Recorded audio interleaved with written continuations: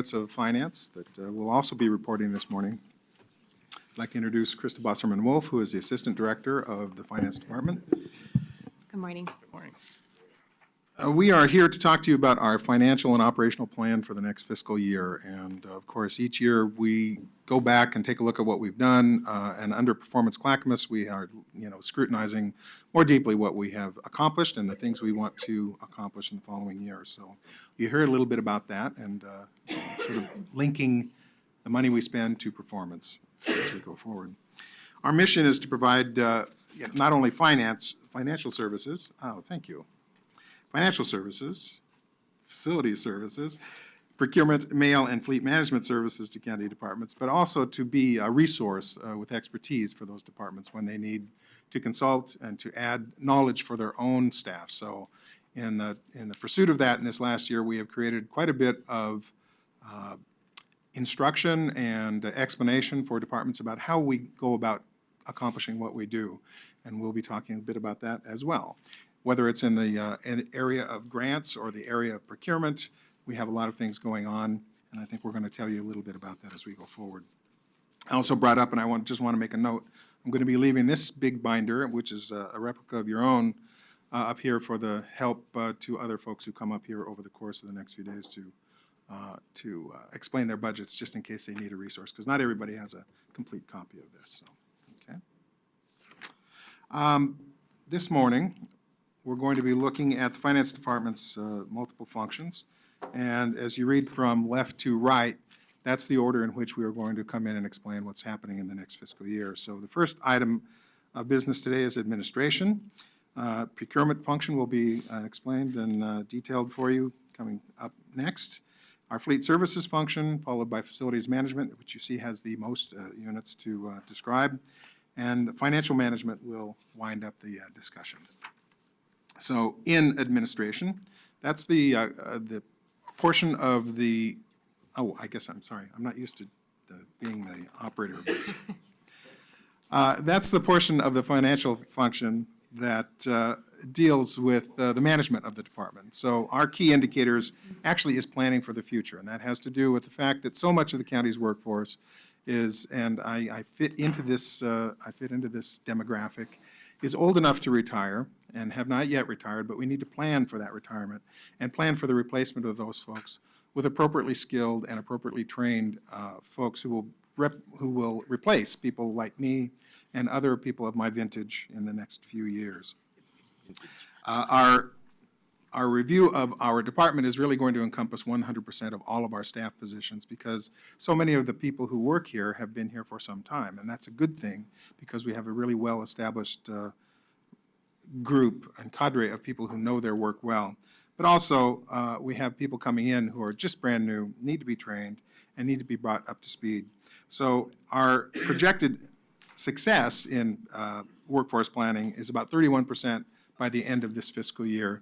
And that reflects the fact that we have added a significant number of people in this year, and we'll be also talking to you a little bit about that.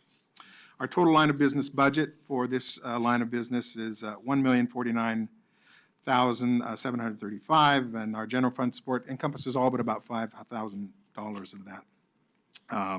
We also get, because I've spent the last year as president of my professional association, the travel reimbursements have taken care of that particular cost.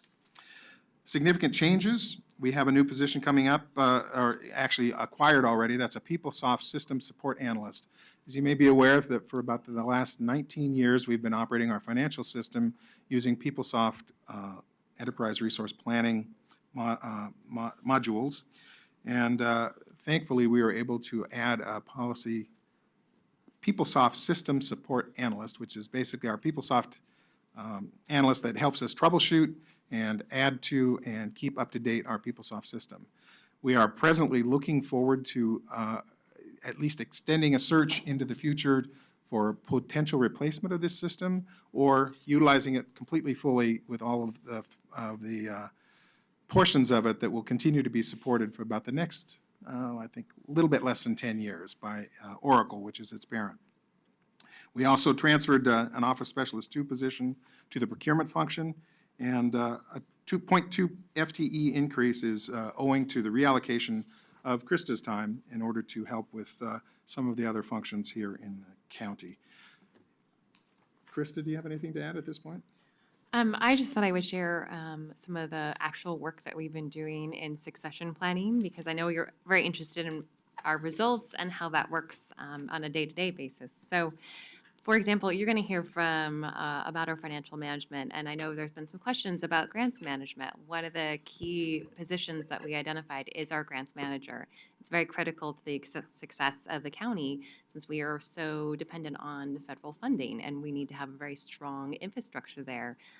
So our current grants manager has identified that she's going to retire November 30th, and we're very sad to see her go. But given that, what we've done to plan for is we approached county administration and asked for to put into this current budget the opportunity to double fill that position, so we can ensure that we have really good transfer of knowledge and have on-the-job training by our current grants manager, who has that 20-plus years of really critical experience for the county to make sure we have a very successful and bright future here.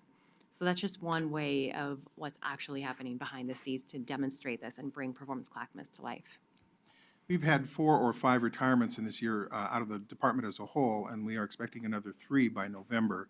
Those are just the announced ones. So we know that this problem has to be met, and we've been thinking about it for a number of years. We were the first department in the county to embrace workforce planning, and we've been doing it ever since, I'm just going to say for about the last 9 years. So, pardon me? I'm going to call George up, and I'm going to let you stay with George and talk. Okay, sure. Our next item up is the procurement function. I'm going to call Procurement Director George Marlton up, and he's going to tell you about his plans and what's happened in the last fiscal year.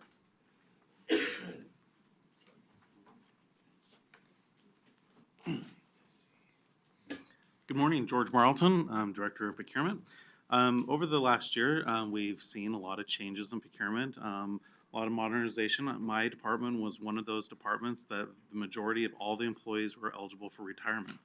And so talk about workforce planning. Every single employee has retired with the exception of one employee in my department now. And so very vital that we come up with plans and make sure that we have a seamless transition on that. So been a good lesson. Some of our key performance measures that we look at are the number of transactions, contracts, and procurements that we complete that are done and are fulfilled. So the primary reasons why they may not be fulfilled is if we get to a point that we put out a procurement and we the budget projections that we have for that project are not met within the procurement, so something comes in much higher than we thought, we would stop the process. The department goes back and reassess and value engineers and decides how they go forward. The other is if we are unable to negotiate a contract. For the most part, we don't have a lot of problems with the latter one. And during this last year, departments certainly have had some constraints on projects coming in within budget, given the boost in economy. Contractors especially have a lot of work, and so it's a very, very competitive field out there right now. Our overall line of budget, we're looking at the $2.18 million. We do comprise the services for both procurement and for mail and courier services.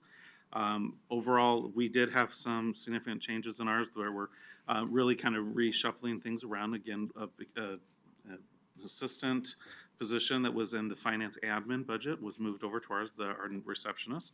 And in addition, we realigned our positions to adopt a more formal and traditional kind of succession and growth plan within the department.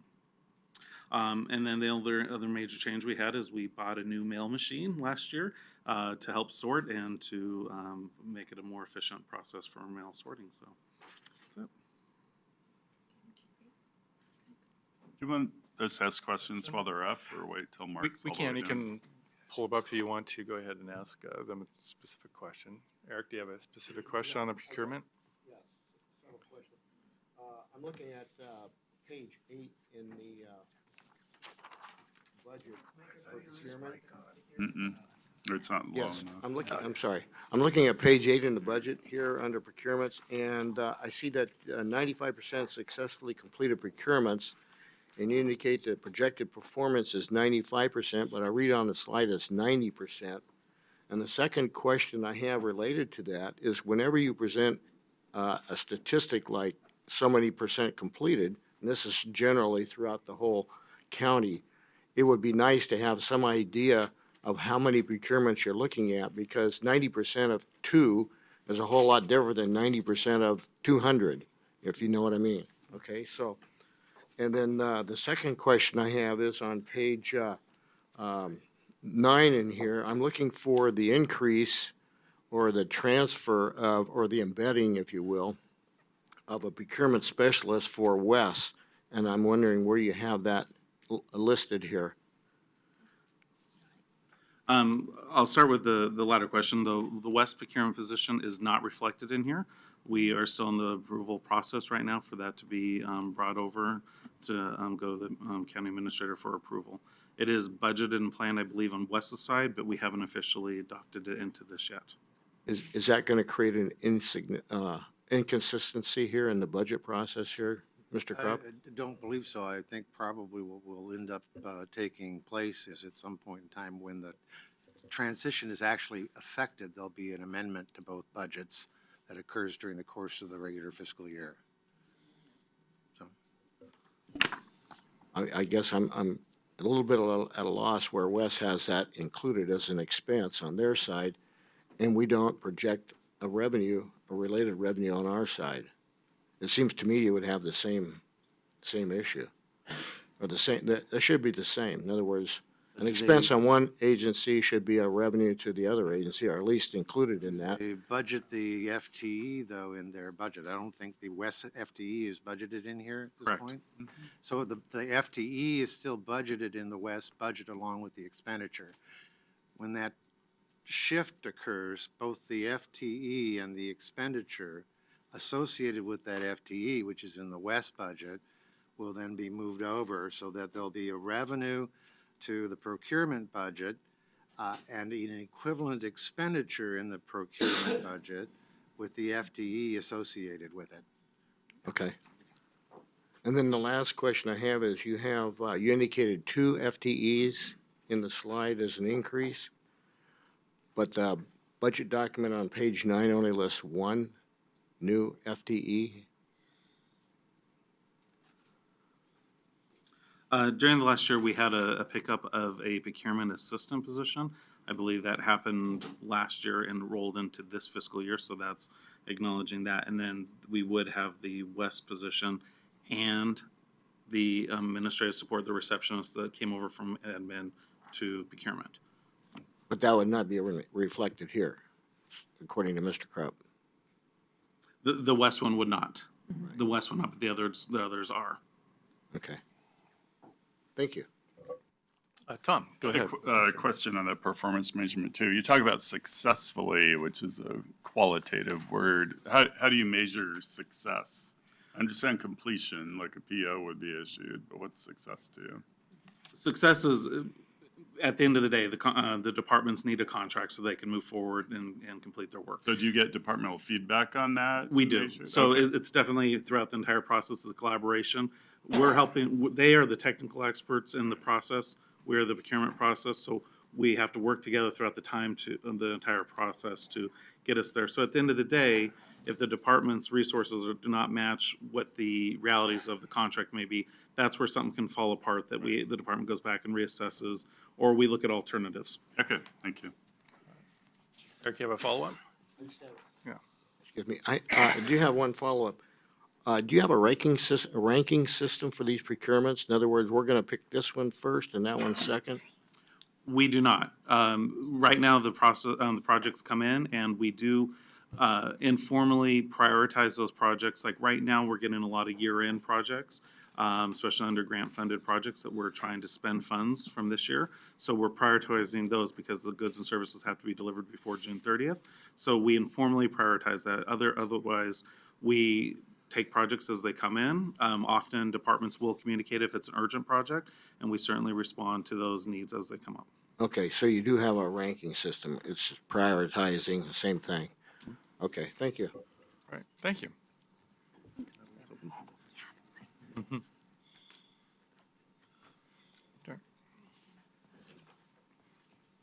We're going to move on to fleet services, and our fleet services manager, John Stockman is going to come up and talk to you about fleet, and Krista will remain with him as the person to whom John reports.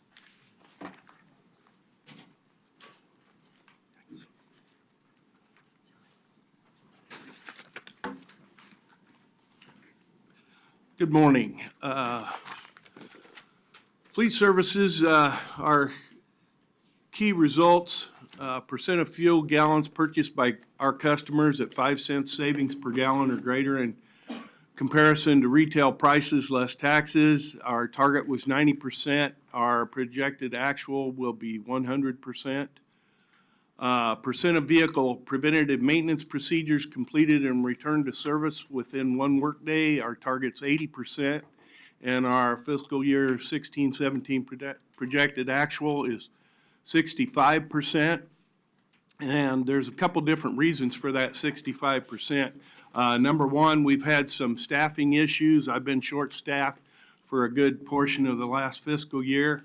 And the second thing that we hadn't really anticipated or thought about was the fact that our preventative maintenance program is so comprehensive that oftentimes when vehicles come in strictly for PMs, oil changes and what have you, we find additional work that needs to be done, so it has to carry over for another day or two. So that actually, it looks bad, but in reality, it's a good thing. Percent of motor pool vehicles requested and available, our target was 100%. Projected actual 98%. Apparently somebody requested, I think it was our county administrator requested was it a Tesla? Yeah, and we didn't have one in the fleet, so I think that's where that one came from. We've talked to him about that, so. Yeah. It's got to be worth more than 2 points. The percent of vehicles included in the vehicle replacement fund, my target's been 100% since I came to the county, and it's 2016-17 projected actual is 49%, and there's a couple different reasons for that. Number one, lack of funding to purchase vehicles initially to place on the vehicle replacement fund, because the vehicle replacement fund, what we do is place a vehicle with the department division, and then we charge back a replacement fund or a replacement value. So at the end of the useful life of that vehicle, we'll have the funds to replace the vehicle. And the other part of that is maintenance. We charge for the vehicle maintenance projected over the life of the vehicle. We charge that every month. So each department division, if they're on the replacement fund program, then they know what their costs are each and every month. That's number one. Number two, it's strictly voluntary, and many of the departments don't want to give up perceived control of their vehicles, so they prefer to fund their own vehicles and not have to go through the fleet department. Total line of that business budget was $6,243,839, and much of that is obviously fuel is a big part of that, and Sheriff's Department preventative or maintenance and repair, as well as vehicle purchases is part of that. Sources of revenue, charges for services, $4,105,000, and a good portion of that again is fuel. Interfund transfers, $1,700,000. That's from the Sheriff's Department to purchase vehicles and to outfit those. And other revenues is $40,000. There's some follow-up questions. I'm the fleet manager, but I'm somewhat technically challenged. Okay, go ahead. The other section, use and purpose of funds in the contingency budget, $159,130. It says to cover expenses related to any unplanned repairs, but that could be a vehicle that was, say, totaled in an accident, which we have had in the past. Fuel spikes for some reason that we didn't anticipate, things like that. Hopefully, we won't have to use any of that contingency. Significant issues and changes, we added org 7524 motor pool and 7525 permanent rental program. We separated those out from the fleet management portion so we could more accurately track those and fund those directly. The motor pool, which is our fleet of vehicle rentals that are available up here at the DSB and also down at our facility on Abernathy, and the permanent rental program, we separated that out. Another major issue, our current fuel contract expires this year, and we're in the process of negotiating a new contract. And it says a marginal increase in rates, but in actuality, I believe we're going to be able to get a new contract with exactly the same costs we have with the current contract. And I think that's it. Okay, thank you very much. We have some follow-up questions. Commissioner Humbertson will be first, and then Tom Friel, Chair Bernard, and then Eric. Go ahead. Thank you. 2 questions. You indicated that you were short-staffed. Are you finding that you have a talent problem, recruiting? No, not really. It was more a combination of things. One was a personnel issue, and another one was just the fact that we had a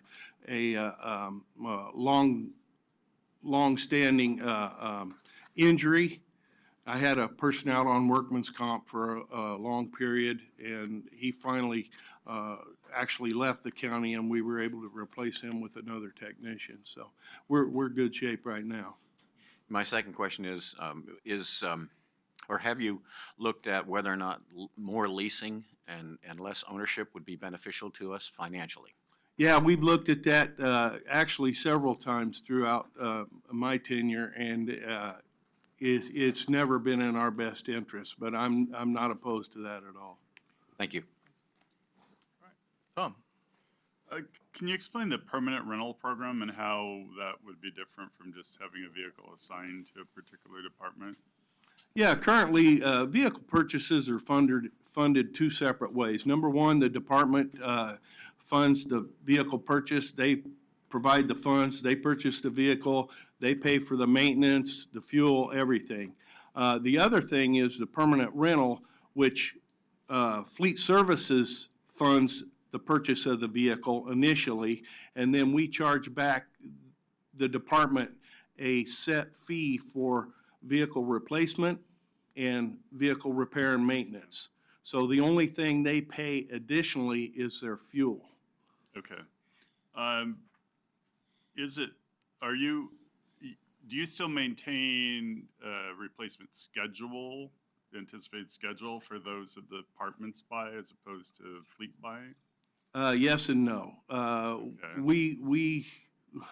We try to, and we work with the departments to try to replace the vehicles at the best time. Do you feel that they're being replaced without naming names on time?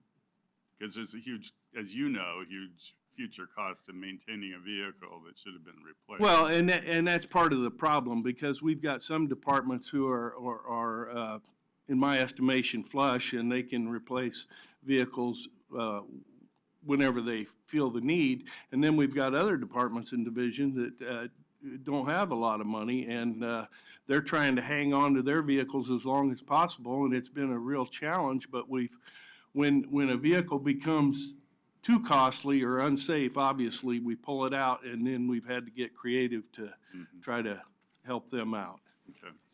And then, let's see, I had one more. Oh, do you have any issues getting vehicles in a timely manner for their PMs?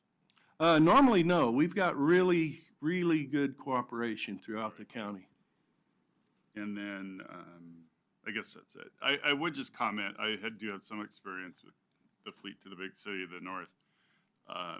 getting everything in the replacement pool is critically important if you're looking at long-term savings, because it is really critical to replace vehicles before they really start costing you extra maintenance.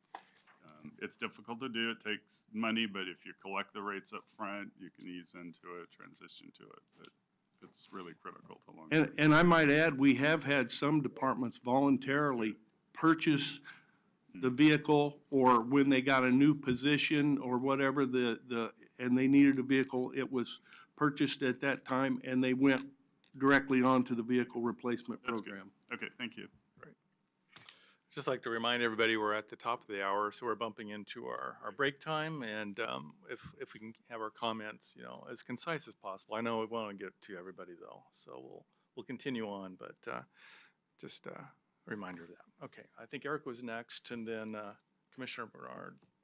I just have a Commissioner real Savas, quick, and then we'll come back. real quick question. Have you considered a rotational process or program for those departments that like to hang on to their vehicles versus those that are hang on to their old vehicles as opposed to those that have newer vehicles? Can we just rotate the vehicles? Yeah, that's something that we really do within the vehicles that are in the vehicle replacement program, the permanent rental program. We are constantly doing that. I'll move older, less reliable, or I won't say less reliable, because I guarantee you every vehicle that the county has is reliable. But some of the older vehicles, less desirable, maybe we'll move into the motor pool and replace that vehicle. So yeah, and as things change, we do move them around there. As far as the vehicles funded by the departments, not so much.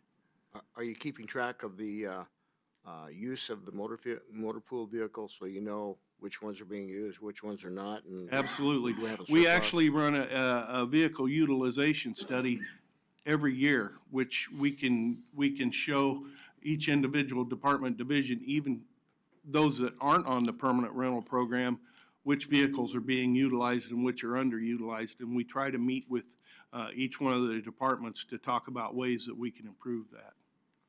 Now, I heard you're getting resistance from some of the departments for including those in the vehicle replacement pool, I guess it is. And my question is, does that require a commissioner policy statement that needs to be passed that makes sure that all the vehicles in the fleet are included? That would be a question for Mr. Gonzalez or Krista. I think if the Board of County Commissioners decided to set forth a particular policy for the county and felt it was in the best interest of the county, that would likely help Fleet Services fulfill its mission. Krista, could you speak up, please? I'm sorry, I could barely hear you. I'm sorry. There you go. Too quiet. That's better. I'll repeat it. If the Board of County Commissioners wanted to set a particular policy direction for fleet, I think that would be very, very helpful. Chair Bernard. What's the length of time of fuel contract? I'm trying to remember. I believe it was initial contract of 1 year plus 5 additional 1-year extensions, if I remember correctly. We've been under the current contract for several years. So does the price of fuel vary with the market? Or Yeah, absolutely, it varies with the market, but the way our contract's designed is it's their profit. a certain? It's a set rate, 0.069 cents per gallon markup from the rack rate and the transfer price where it's delivered to the station. That's same, everybody pays that. The And cost then plus type of contract. it's a markup. And do you manage all disposal of vehicles, for example, the sheriff's department? Yes. Okay. And when are you getting rid of the Pinto fleet? The Pinto fleet, we're gonna hang on to that for a couple more years, maybe. Waiting for the Tesla 3 to come out, probably. Yeah, we're trying to get that Tesla, and the Pinto's part of that whole program. Commissioner Savas, go ahead. So, on your materials and services line, and we only got 15, 16 here for history, but I'm trying to understand how it was budgeted for 1.7 million, and then the amended was 2.7, a million more, and then this budget, it's another $500,000 more, just trying to understand where that is. Knowing price of gasoline fluctuates, it hasn't fluctuated at that percentage. So That's in, I'm sorry, Which page I'm are on you page, on? I'm on page 15. 15? On materials and services. Page 15, So materials and 16.2%. services, 1.745 million, Oh, from this year projected. and then where we are now, so that's a $500,000 increase. I'm just kind of curious as to, it's just up substantially, and I don't have, again, years of history, but I know how much the price of a gallon of gasoline's moved, but it Right. hasn't moved at that kind of percentage. No, and that includes several things, and a big portion of that is the sheriff's department. The setup of the patrol cars is included in that item, and that has fluctuated and also gone up. So, but isn't that kind of a recurring? I mean, what's different? I mean, that happens annually, right? I mean, you're outfitting new vehicles. Was there a Right, well- huge influx? A sudden- Part of it is in the, what do I want to say, the capital cost, the capital account. The capital costs are covered to purchase the vehicles, and the materials and services actually for the setup, because that's not a capital cost. Is it possible to get not today, but just get a better breakdown of what that looks like? More Absolutely. detail? I'll work on that, and I apologize, I anticipated that my fleet analyst would be here. She was the one who does the hands-on of the budget day after day after day, and I got a call from her Friday afternoon. She recently twisted her ankle, and she had an MRI done, and we found out she's gonna be out for another month. So she won't be back till June 20th, so I apologize in advance, but chaos will reign supreme in my department. Yeah, sorry to hear that. And I see on the upper line, on the far right, that your $362,000 of beginning balance, was that just swept? Is that a budgetary adjustment? That was because we created the two new programs, so it was moved over to those. Okay. So, Is that all for now? Sure. Yes, okay. Yeah, go ahead. Yeah. When you come back with that document, is it possible to have the base cost of a charger and then list out how much it costs to outfit a charger for the sheriff's office? Sure, absolutely. I can tell you I'm talking about a the general- upcharge is about 40%. So if the charger's like 25,000, another 40% for the, Okay, can you Outfit. list? Sure. Okay, and then are we buying chargers off the OSP contract? absolutely. Okay. And what's the mileage limit on the charger now? Right now, we're going 130,000. 130,000? Okay, and where do you sell those? I know at auction. They go to auction. Currently, we don't have an auction service either. That contract also expired. But it's an auction service who auctions. They have local auctions in person, and they also have online auctions. So all the vehicles will be listed online. Okay, I'm not an expert with this stuff here. I'm not either. So, well, then we're in a good company. When you do sell a vehicle, where does that money show on this? Or do you know? That would be in our revenue. We've been putting it back into the miscellaneous.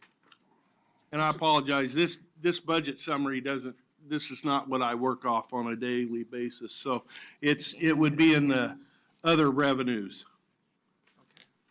And do we still pay for rental of the radios and the MDTs and things like that to Washington County?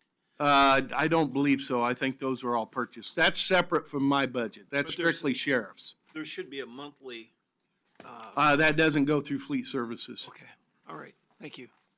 Okay, great. So all of those fleet sales, getting back to Ed's question, all those are done by your department? If there's an auction, it's done through your department? Yeah, it's all done through our department, and the only portion of the revenues that come back to us are the fee that we charge to handle the auction for the folks that send and the permanent rentals that are purchased by fleet services. The other auction proceeds go back to the departments. Yeah, I'm not seeing any kind of reflection of that revenue anywhere in any of the pages there, so. It's because that's such a small dollar amount of revenue, it's rolled up into this other revenues, a more generic, less descriptive. It's not gonna You'd see say it in auction other revenues. funds that own the vehicles, right? That were Yeah, moving. yeah, right. Say the sheriff's department, when we auction their vehicles, that money goes back to the sheriff's department, so that wouldn't show as revenue to us. So the $885 is what you were saying is other revenues? Because that's the only number I see under other revenues. Yeah, that's.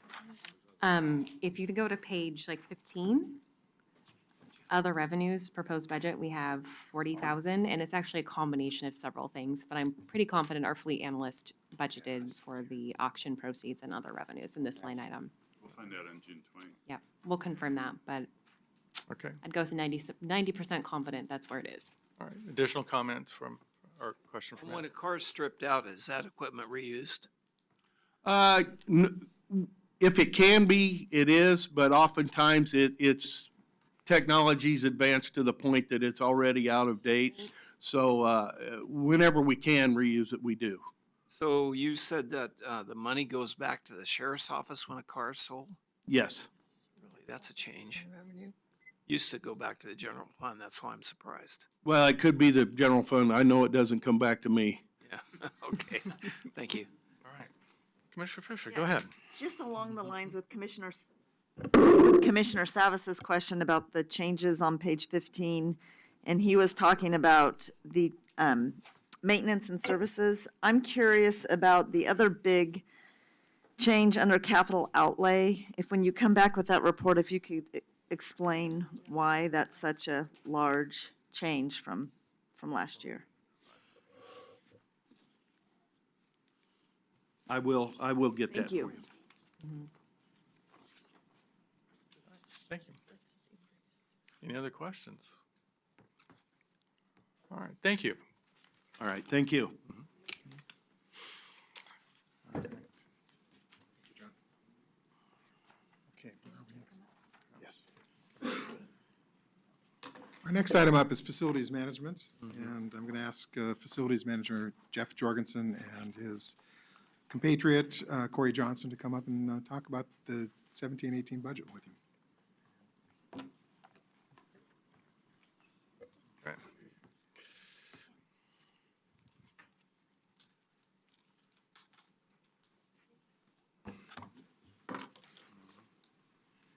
Commissioners, Budget Committee members, others. Jeff Jorgensen, the ClackCo County Facilities Manager.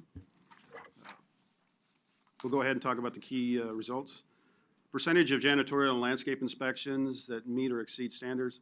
We're getting virtually 100% of the landscape. The janitorial is, we just finally got another part-time person moved in the janitorial to a full-time this last year, so we're starting to get some numbers in the janitorial, but not a lot. Percentage of facilities and properties listed in the county asset management program. We're still in progress of getting the new asset management program. What we have is the Impulse program that we've had for 10, 12 years now, and is very basic and cannot really pull a lot of numbers out of those. And we know that not all the buildings are in that program. Been waiting for this new program. Percentage of facilities maintained in good to excellent condition. Target was 25, and we're actually about 5. When we've been looking at the facilities, we're looking at the age of the facilities. Everybody believes these facilities are brand new. PSB 2004, DSB 2008, and we did a total renovation of Brooks in 2011, 2012. When you start looking at the buildings, the PMs, brought some, we have GSA recommendations on maintenance. We're only doing about half the PMs that are even recommended by the federal government. Because we just don't have the staffing. When you look at The maintenance for the buildings, the facades for the buildings, the parking lots. We haven't done a lot of replacement of parking lots in the past. It's just basically driving the numbers down of when you look at the overall maintenance levels of the buildings. So we want to get them better, but PSB, DSB, Brooks in this last year, they actually went from excellent when we're looking at those maintenance levels to good, but they're not in the excellent category, just not getting the maintenance done. Percentage of facilities where evacuation drills are conducted. We're talking about actually having a successful evaluation or evacuation drill. We're not even getting close to getting them all completed. We'll be lucky to get to 75%. Percentage of facilities that meet or exceed health, safety, and comfort standards. We've actually never been able to go ahead and measure that ourselves, so we're working with PGA on doing a survey so we can actually get feedback from our occupants, tenants. Ratio of preventive maintenance to unplanned work orders. When you're looking at actual numbers of work orders, it's about 50-50. But now we're getting closer to the end of the year. The actual amount of time and effort that we're spending on work orders from preventive maintenance is about 20%. The requested by departments is 80%. So we're not getting to the preventive maintenance because departments want us to come in, do relays of cubicles, some just department requested projects, small ones. So our total budget, $11,198,454. And we know that if you've ever come over facilities, we have the county flag, we call it. When you're talking about just over 100 buildings, 1.3 million square feet, that we know we account for everything down to about, I think we're off $20 that we can't account for. So when you're talking about elevator contracts and maintenance of our staff doing testing in buildings, work orders, we're talking about a rounding error there. Just go down. Okay. Fund balance, we have the contingency of $188,000. And let's see, reserve fund 0. The fund balance, not detailed below, which is carrying money forward from last year, $531,000. Our significant issues, we actually have right now until June 30th, we have a Johnson Controls performance contract we've had since the PSB actually went into operation. So back in 2004, but that contract this year was supposed to be about $500,000. So we looked at it. We need staffing to go ahead and help manage all our HVAC systems in all our buildings.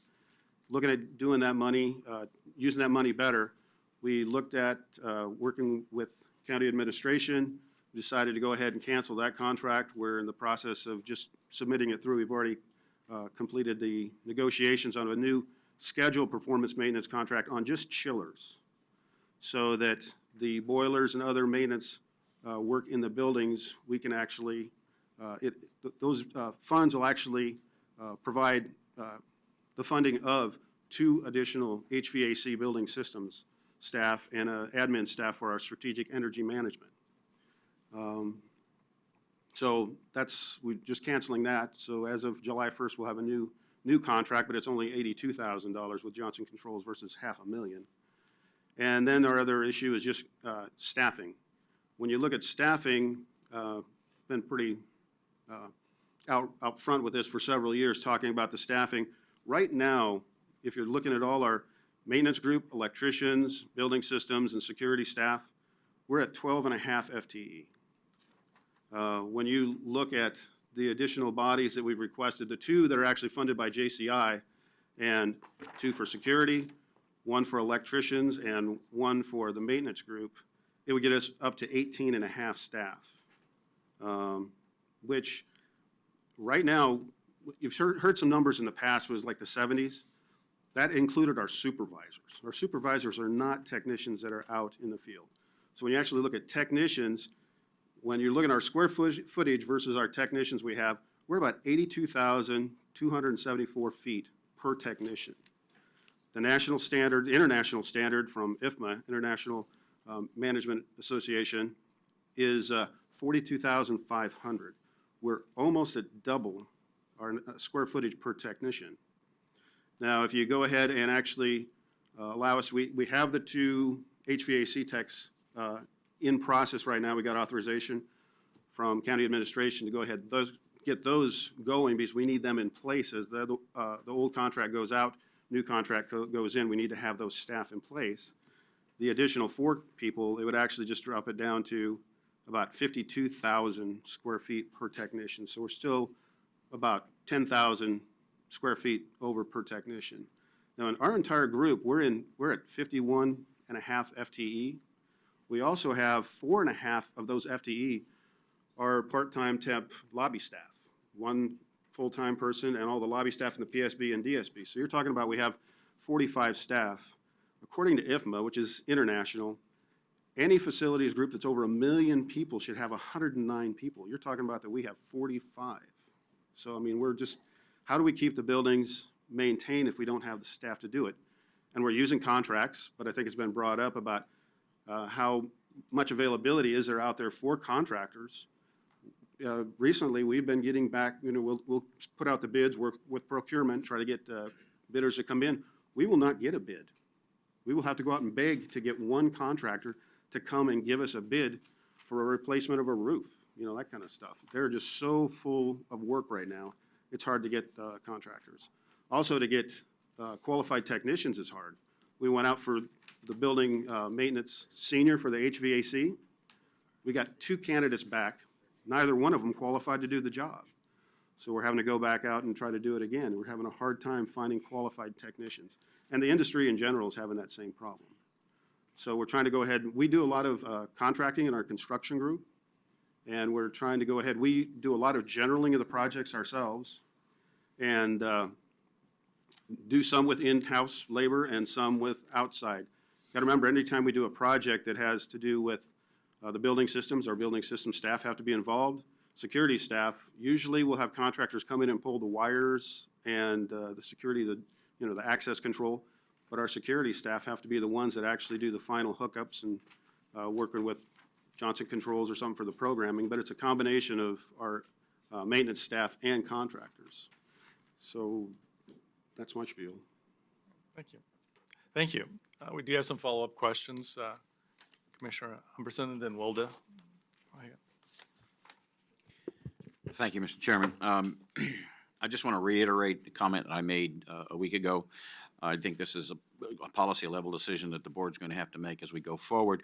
I note that there's an improvement in the square footage per technician from last year. That's a step in the right direction. But historically, in bad economic times, it's not unusual for deferred maintenance to be the way you balance a budget. We are now out of that situation. We need to look at the staffing for that department and the facilities maintenance as we go forward. And I think we need to do it in the shorter run because we have at least 4 new facilities that are in the planning stages to come online. And I realize that allocated costs will cover some of that. But we need to get ahead of the curve in terms of backlog of maintenance. And if we wait until the new facilities come online, we'll just be that much further behind. So I realize that that's not a question you can answer today, but I wanted it on the record that I think it is something that should be one of the board's priorities. Thank you. Thank you. Wilda. Basically the same kinds of things that Commissioner Humbertson just said. So listening to your report, the questions that go through my mind are, what is it exactly that you would need? I mean, roughly, not exactly, I guess. Do you need more people or do you need more opportunity for funding for supplies and capital or, or what? It's just like our own homes. If we don't take care of them on a consistent basis, and I'd be willing to bet that everybody in this room that, has a home tries to do that, and yet one of the most important assets for the county is going lacking. I'd certainly echo everything that Commissioner Humbertson said, and I don't know if it would be something that we as a budget committee could do as we move forward, or if it's, up to the county commissioners solely. But I would like to know what it is you need and how we could help bring our facilities up. It's kind of like road maintenance. If you don't do road maintenance, and you fall $17 million behind on an annual basis. So the same thing, it appears to be happening to our building assets. So my comments, my thoughts, my question. I'll just take a quick first stab at this and let Jeff expand on it. For the past 3 fiscal years, we've come to the Budget Committee and asked for additional staff. Jeff originally proposed having 6 additional staff 3 years ago. Yeah, That number climbed to 12, a request for 12, but we realized that our likelihood of getting 12 was not great. So we cut it back in the actual presentation back down to about 6. Last year, Jeff figured that he needed 16 additional staff based on what his current staffing was in order to be able to not only add the contracting capability, but also to buck up the facilities maintenance group. And those numbers have not declined in any way. Jeff, I'll defer to you at this point. So in this process, again, the 2 for the Johnson Controls HVAC has already been approved and is in process. So we need the 4 additional staff, but one of those, the electrician, because we're doing so many projects, is actually funded by projects, not out of allocation. So that doesn't come back against the departments, it goes against the projects. But to actually, to get to the 42,500 square feet, it's about 5 more technicians more than that. Now, just to say that what Mark was talking about, all the work, right now, we currently have 99 active projects, not ones that are in process, active. We have 99, that's about $13 million in funding. So I've been talking with Commissioner Humberston before too. We have a crew and a half in our construction crew to get back to where we had 3 crews 3 years ago. We should actually bring back the staffing of at least another crew and a half to get back to the fully staffed on the construction crew, because I don't know how we're going to get through 99 projects and $13 million in projects. Now, even this year, we're talking about another 14 additional projects from the 420 General Fund and another 12 from departmental requested, which adds up to just over $3 million. It's not even counted in the $13 million. So, I mean, we have the allocated cost staff of the 4 additional this year and 5 that would get us back to the whole staffing, and then you have the construction staff. And again, it's not like we're not trying to contract out. We are trying to contract out. There are things, just like we talked about, roofs, elevators. There is no way in the world by codes and laws that we can do anything about that. Yeah. But historically, we do a lot of the fit and finish in the ends of the projects and small projects, space relays that we have to do. So it's basically staffing. And as you do get more staff to do maintenance, will it drive up the allocated cost because you're going to have to get parts, materials? It will drive it up over time. But right now, we're in the proactive. We want to get in the proactive mode, and we're just in a reactive mode right now. We need to switch it around where we're 80-20, 20% preventive maintenance and 80% reactive work orders. We want to get that around just opposite. So it's 80% preventive maintenance and 20% reactive. We believe actually if you maintain the buildings better like that, you're going to have a better building. These buildings are built to be about a 50-year building. Right. The way it's going, you're going to get maybe a 50-year building. If you maintain them better, you can get a 75 or 100-year building. Courthouse has been around since, 36. Yeah. Maintaining that pretty good, but it has its issues. Yeah. So. Thank you. Welcome. Thank you. Eric, go ahead next. And then Tom, and then. Yeah, I just had a question regarding your crews. Are your crews, have you built teams like you have electricians and plumbers and, roofers and HVAC people? Do you have like a team that you put together and you just send that team to a building and they go through it and then you go to the next building, or how do you manage that? It's a combination of the two. The maintenance staff, we have a maintenance group that maintenance staff are assigned to zones in the county, and they normally go out on a yearly basis. We rotate people around because they need to know all the buildings in the county. We have a lot of call-ins in the evenings, weekends. So the maintenance staff are kind of the general kind of maintenance staff. They're assigned to an area and we rotate them every year. There is a group for electricians, a group for security, which the group for electricians right now is 3. The group for security right now is 3. The building systems is 3 we're trying to get the 2 additional. When you're having 3, they're just assigned in their group, and we take work orders wherever they are in the county, wherever we just have the problem. The maintenance group is the bigger group that we assign by zones. The construction groups, again, it's kind of, we use the top 12 priority lists or top 25. So we've been working for about a year that we send it out to county administration, and Mr. Krupp sends it out to department heads so they can tell which priority projects we're doing at that time, and just communication with the departments. But we have them broke up in separate groups, assigned as general county or per zone. Are they limited to work within a zone? No. I mean, it matters on the day. If you come in this day and you need 2 people for this project, the maintenance supervisor will go ahead and say, okay, in the morning, you need 2 people, go from one zone to another.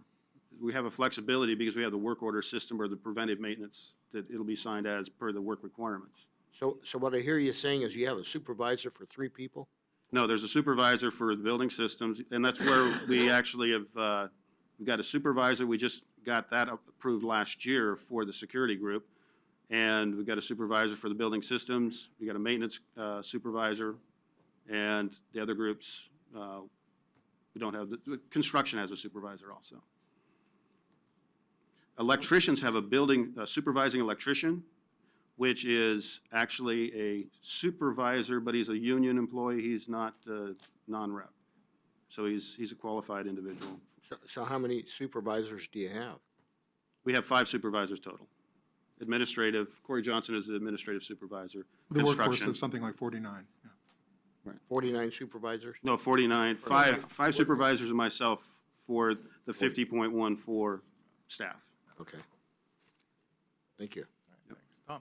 Just one question. Do you have a building-by-building assessment of what deferred maintenance items need attending to? Well, I think over the last 3 years, we've been building that more and more, and that's where it's starting to drive the condition down, is when we're looking at that. We're getting all the doors. I mean, how many doors do you have in this building? You know, especially the exterior doors on each one of these buildings. When we go from season to season, we have to change the HVAC systems, the pressures. We have to go out and do door adjustments. We have to be in accordance with the ADA requirements and the pounds of pressure to meet ADA requirements. It's pretty time consuming when you're getting all those issues. And, you know, we have to do fire life safety inspections every month per code and National Fire Protection Association requirements. Familiar with them.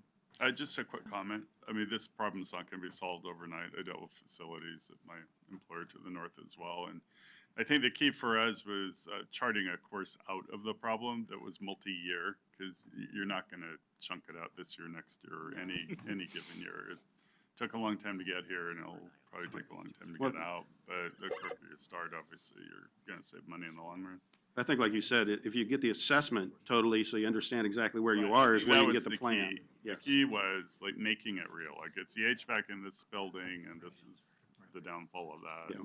Then you can work on prioritizing what. We've got a huge database of all our rooftop HVAC units, you know, number of the doors, all that kind of stuff. It's just a matter of, are you feeding that into this old antiquated impulse system, or we're waiting for the new asset management that actually should be able to handle all that and get us the numbers, is what we've been waiting for.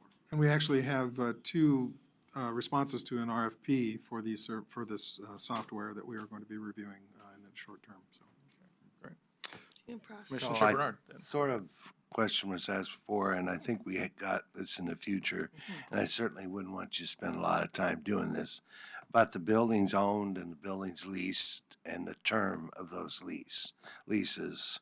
And I just want to mention that I'm trying to get a little job done at my house, and I'm having a very difficult time finding a contractor, and it's got to be worse for you. Because I was going to ask about subcontracting out, but after my experience, it's very difficult to get that. And then, you know, we have a courthouse. I was going to ask if you maintain the courthouse. You obviously do, but you can't prevent it from slipping into the river. So one of the things we're looking at is a courthouse on red soils. And I know the jail roofing and HVAC thing was far exceeded what was originally anticipated. So I think you do a great job, and I like your idea of figuring out how to plan to get out of the mess. And you're right, you can only do so much with the courthouse, that's for sure. But we are trying to go ahead and plan and collect all that data to go ahead and do it. Like I said, the jail with the HVAC and roofs, that took us quite a while to work with the sheriff, but we went over there and worked with them. Plus the South Station, which is now the transition center. So they worked with us, but our construction crews went over there and actually picked up the roof, HVAC, and transition center. So they have their own crew They have actually 5 staff over there. at the jail. Right. Okay. Ed, you have a comment? Actually, a couple questions, if that's Questions? okay. That's fine. Go ahead. Courthouse, pick 2 or 3 of the major issues at the courthouse. Old building, still plumbing. We have a lot of plumbing leaks, and we've had some funds to do some of the repairs. Problem is, when you start breaking into walls, we know that the piping is corroding, deteriorating, asbestos. I mean, you know, we've got everything clear that's in the normal areas where people are, the flooring, the ceiling tile. We know where those areas are that we have the asbestos, but it is an older building. The number of people you put in there, we have had recent requests from state courts to go ahead and put more people into different rooms, and we just can't get them any more air. I mean, the air conditioning, you got to put so many CFM, cubic feet per meter there that the person can have, and we just can't get them the air to go ahead and put more than 12 people in this space. So how do you do that? So they're kind of restricted in what they do too, so. That building has been carved up and repurposed so many times now that I think we've exhausted all the possibilities within that shell. The other and probably most frightening aspect is that the thing is a sled that's going to slide into the Willamette River when the big quake hits, and so we'd like to be in advance of that by replacing it, so. Yeah. And after we do get a new courthouse, what's going to happen with the old courthouse? Are we going to repurpose it, or are we going to get rid of it? Decisions like that need to be made too, so. You could probably sell all the oak that is in it, you know. One other question about the courthouse. What about safety for the public, the deputies, the DAs? Well, actually, part of that, the state did a survey about 3 years ago, and safety, we were up right in there at the top for that. I mean, we're keeping it safe. We know where, again, the asbestos and these kind of stuff, issues are, lead, PCBs, we've been taking care of a lot of that. Civil Sheriff does a good job down there. We work well with them to go ahead and, we just went through 2 major projects that they were relaying their cubicle areas, which caused our staff, maintenance staff, to have to be down there babysitting the state's contractors while they were doing their jobs. But to go in the courthouse, we have to maintain security and coordinate with them, monitor what's going on with their contractors. So the state provides some money for the courthouse? They provide some monies for the security funds. Yeah, the security funds are a fee that's added on to, case fees. But those are really for capital additions in terms of creating additional safety measures. We have done a lot of that, and we have used those funds. It's a large committee that's comprised of the presiding judge and several other people, members of the bar. And so we have done, I think, everything we can to make sure that as far as circulation within the building, it's as safe as it can be. It's still far, far below what we would think of as adequate safety, so. So the state doesn't go in half and half, or? No, the state pays us nothing for occupying the building. Basically, the additional security funds come out of a legislative activity, so. May I answer the half and half? The legislature has proposed a 50% share of building a new courthouse. Right. And we are working to get those monies, so Very that's a strongly big pursuing deal. Yeah, but this time it looks like it might actually happen. All right, thank you. Thank you. If there's no further comments, I want to thank you for your presentation. Or Eric, you do have, okay, you left yours up. Okay. Just a financing Could question. you speak up? Just a financing question. I see that you have charges for services in here, and yet there's zero support from the general fund for your program at all, and you have no contingencies and no reserves for future expenditures. My basic question is, are you charging enough for whoever you're charging for services? We're charging exactly the cost of our technicians. We don't get any profit margin or anything for our technicians. And for the cost of the materials. But, I mean, that's what we're saying about our budget being $11 million budget, and we're off by about $20. We charge in arrears, so we're always knowing, last year, this is what we did maintenance-wise, this is what they're being charged for. I'm not thinking in terms of the current year's expenditures versus the current year's revenue. I'm thinking in terms of building up something so that you can get through your backlog, because it sounds to me like you're just paying for current costs, but your backlog is growing and growing and growing and growing, and yet there's no, your program basically flies in the face of one of the performance Clackamas goals. The cost allocation system is really not designed for, and we can't use it to accrue dollars for future capital maintenance under the system that we use.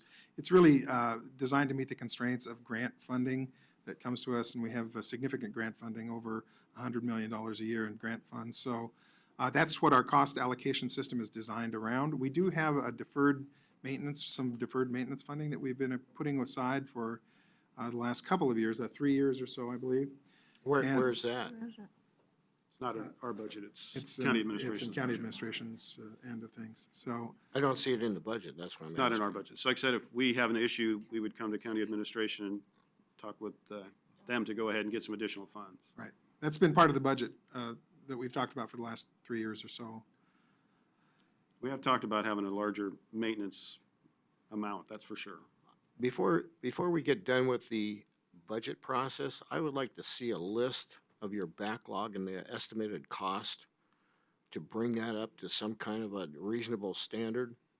I don't think we're going to be able to produce that before the end of the budget process for this year, but that's something we're actively working to establish, so. And that would I be think we because of talked the, about it last year, at the last year's budget, and you were going through this process. And I'm thinking, how many years does it take to put together a list? well, again, when we don't have the staff, and we are creating that whole database to put into the new asset management program. But even though we have the database and we know that there's, 3,000 Class A type fire exit doors in the buildings, we haven't got that into the new I'm building not maintenance concerned about how many Class A fire exit doors. I'm talking about failing roofs and failing HVAC systems and foundations that are cracking and walls that are molding and paint falling off. I think in the 30 days between now and the time of the adoption of the budget, we're probably unlikely to have that ready for you, but we were working on. It doesn't providing have that. to be real detailed. Just a back of the napkin type of list would be helpful. Because I think what we need to do as a budget committee is make a decision about whether we're going to provide additional funds for this particular facility or the facilities maintenance area or not. We'll consult with Don and with the members of the board to pursue that. All right. Thank you. Thanks, Jeff. And with respect to the fact that we have encroached already on the break time, we've got one more item to present, and we can do that. Go ahead and present, and then we'll look at a break time and then adjusting our And bring back calendar. Krista Bosserman-Wolf to speak to the financial management section. Yes. Mr. Chair, when we do finish with the finance department presentation, we ought to take stock as to what the schedule looks like Yeah. and whether or not we need to make adjustments for the remainder of the day. So, Sure, yes, thank you. So we'll try to be really quick then to go through financial management, which is really just the list of traditional financial services you'd expect any finance office to provide. So it encompasses our payroll, it encompasses our budget support, our wonderful folks that you see here. It includes things like accounts payable, getting the checks cut, general ledger, the accounting, the reporting that goes into producing the CAFR, and of course our grants management function. So the whole laundry list. I do want to point out one error on the slide that I noticed this morning as we're going through here. On the top of slide 9, we talk about our key results, and we talked about the unmodified audit opinions, which means a clean audit opinion. And it says there's a projected actual of only 25% up there. That's a typo. It would be 100% because we do try to get clean audit reports as general rule here at the county, and we've been successful at doing that for quite some time. So I apologize. That's a little typo up there. And of course, we have results around budgets where expenditures don't exceed appropriations. Diane's team has been doing a great job educating the county around that, and we're striving for 100% in that area as well. Payroll, if focuses on getting those paychecks paid on time, paid correctly, they've been doing great in there. And then we talk about grants without audit findings. We're looking at measuring that in particular, since we have a lot of grant funding here.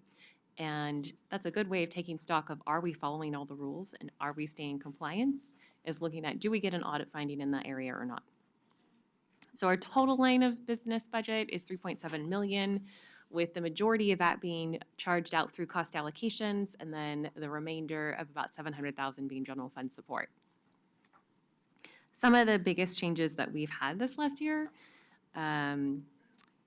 we've seen a pretty big increase in our allocated costs, and that's really due to a couple of different things that happened with Performance Clackamas. You've heard about some of our growing pains with Performance Clackamas, I'm sure. With this year, we really finally had the data to fully cost out and do the cost allocation plan and our charges based off of our Performance Clackamas budgets. And that included a couple of different things. So it included all of our audit costs. So the cost of hiring Moss Adams to come in and do the audits for the county, which is pretty hefty. And then also we included the costs of some of the policy level proposals that the budget committee and the board has granted us in the past. So those are being cost allocated now. So our departments are feeling that effect, as well as some of the management salaries that before we had used some general fund support to cover those. A lot of the managers in this function are really actively working managers, so they're doing the work as well as managing a staff as on top of it. So we're allocating out for the cost of those services. So that's the majority of the reason for the increases. And then I brought with me just a couple of small update. I realized there was some question on how we were doing with the grants management policy that was put in place last year and centralization of grants. So to start off with, last year, the board adopted a policy around that in May.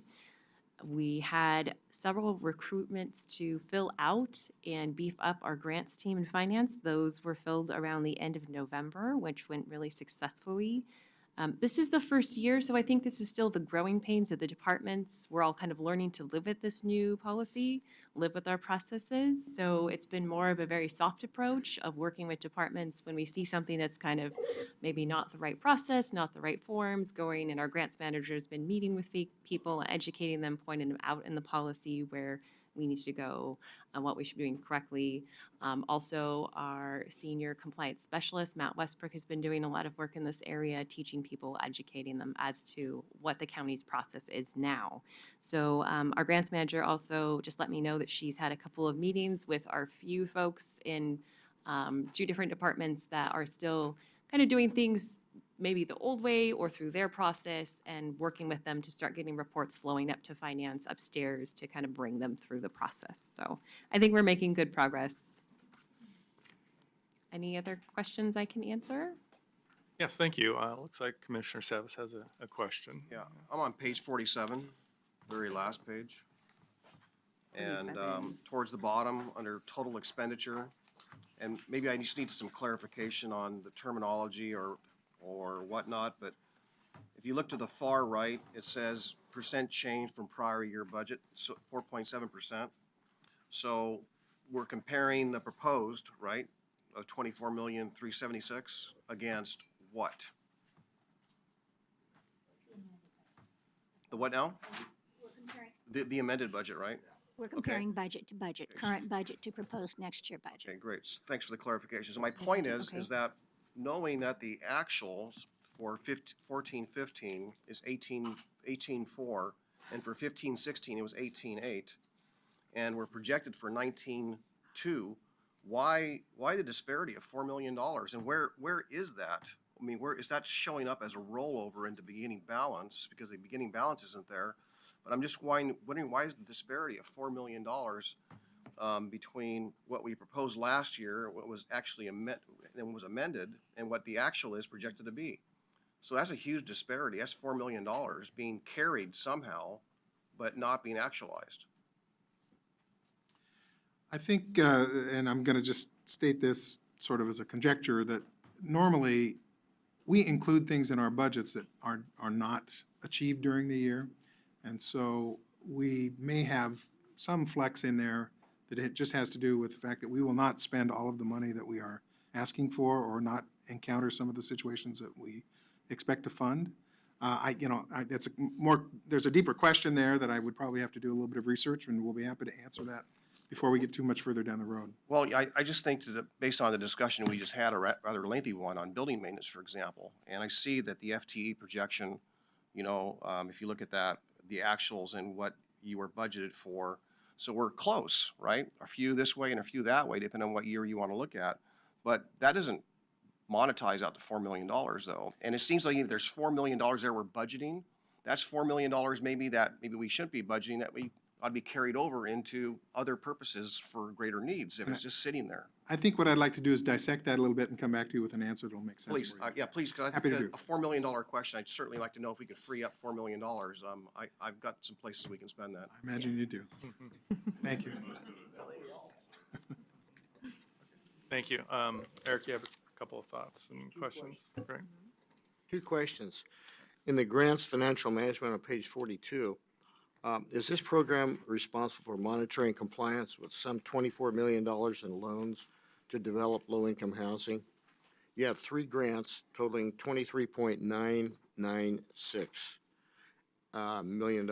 And I'm just wondering, is the grants financial management program monitoring or managing those loans? So I think you're referring to the loans through community development for low-income housing. Is that right? CFDA 14-218, 239, and 256. Right.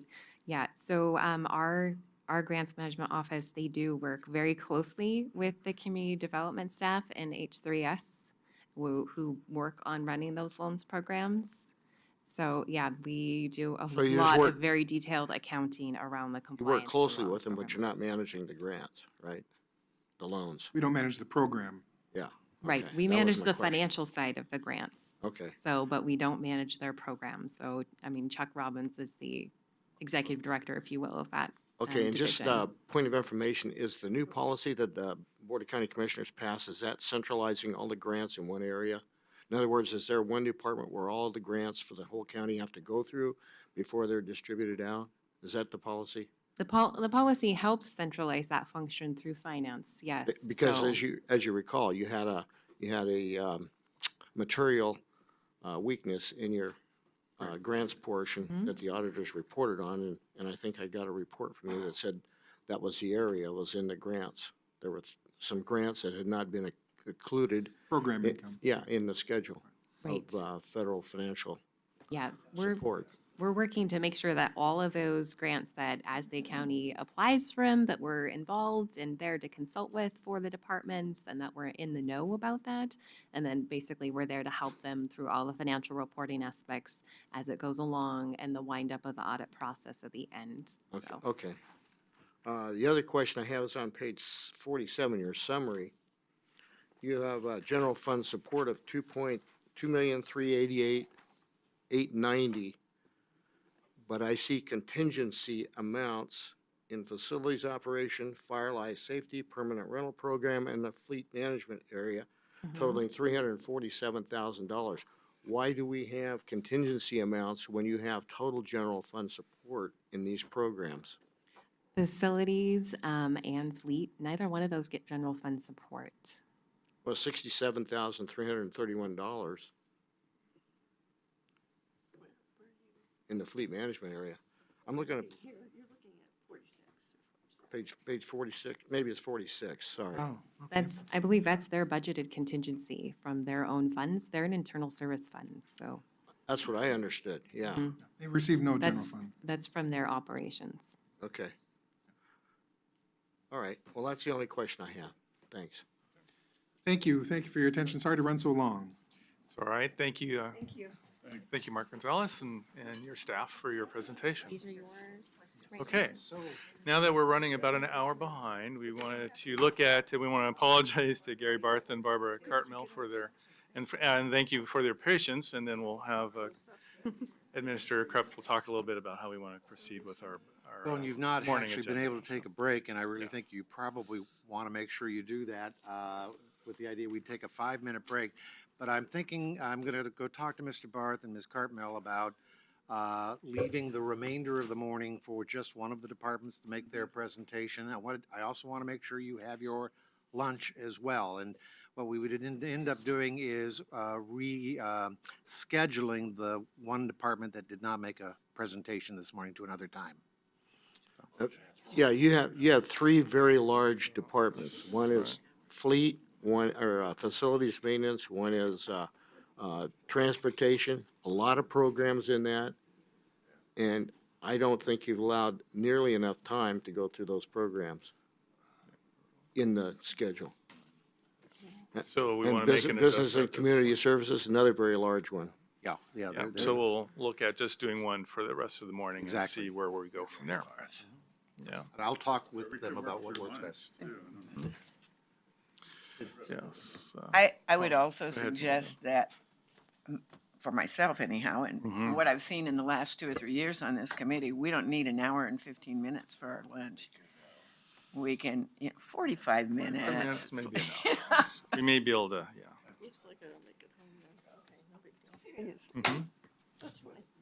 Let me come back with a plan. We'll take a 10-minute break or so, 5-minute, I 5-minute, wanna- 10-minute break, and then we'll come back. Go from there. Thank you.